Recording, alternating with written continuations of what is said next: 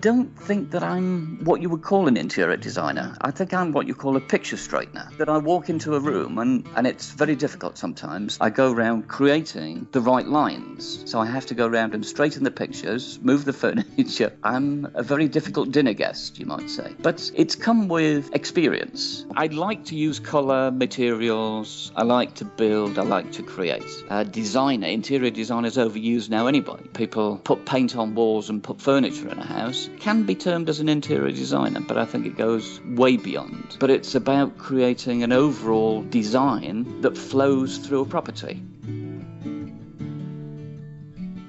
This is probably one of the largest developments we've taken on because it was inherent from a building that we bought a long time ago, and it was in what's termed as position. A fantastic position overlooking the Bay of Praia da Luz in Portugal. It's in 3 controlled zones in Portugal. So it's in the area of cliff development, it's in the national park, and it's also in an area of national scientific interest. It was one of those projects that you instantly knew what you were going to do as soon as you walked on the land. So very few of these places exist anymore because they've all been purchased.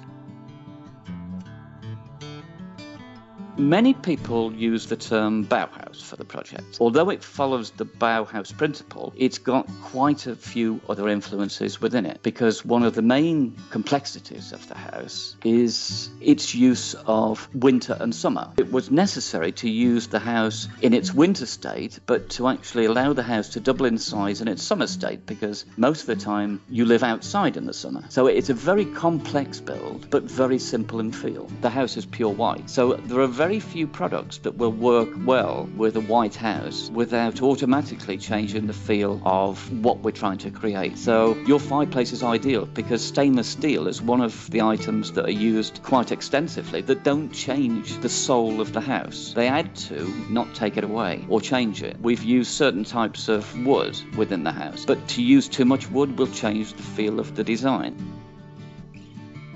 I wanted to use a biofuel fire because the house has an eco feel about it. One of the parameters of creating this type of house was to follow some of the eco guidelines. So the fuel that we were always going to use would be a biofuel, simply because it doesn't give any carbon monoxide, it's simple, it doesn't necessarily need chimneys, but it can act as a central feature. But your particular type of fire, obviously, it has simple lines, it has a quality feel, but it ultimately is controllable. You have a very thin line of flame, but it's absolutely high-grade stainless steel and absolutely fits perfectly to link the dining room in our house between the lounge and the dining room and creates this look-through feel. The flame, which is controllable, but it looks real, is absolutely non-artificial because the gas fires tend to light with a blue-type flame, whereas this is pure yellow and gives the feel, it gives warmth, but it gives that pure feel of a real fire.